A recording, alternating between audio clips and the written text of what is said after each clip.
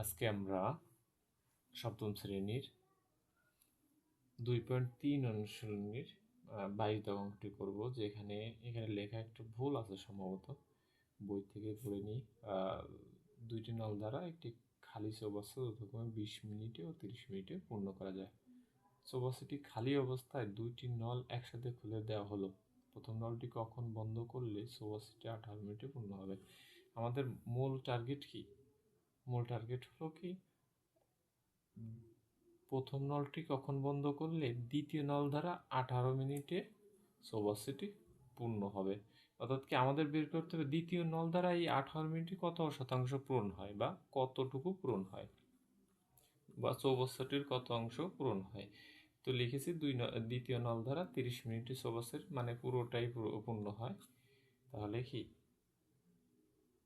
তাহলে আমরা কি 1 মিনিটে বের করেছি, 30 অংশ স্বভাবতই। এরপরে বের করছি কি 18 মিনিটে, কাটাকাটি করেছি 3/5, অর্থাৎ কি এইটুকু হলো 18 মিনিটে পূর্ণ হয়। তাহলে বাকি থাকে কতটুকু? এই বাকি থাকে হলো কি 2/5 অংশ। এই 2/5 অংশই আসলে এই প্রথম নলকে পূর্ণ করতে হবে। এই 2/5 অংশ প্রথম নলকে পূর্ণ করতে হলে কত মিনিট লাগে, এটাই আসলে উত্তর হবে। অর্থাৎ কি এক অংশ পূরণ করতে লাগে কি প্রথম নলের 20 মিনিট। তাহলে এই 2/5 অংশ পূর্ণ করতে কত লাগে? 8 মিনিট। কাটাকাটি করেছি, এটা 8 মিনিট হয়েছে, এটাই উত্তর।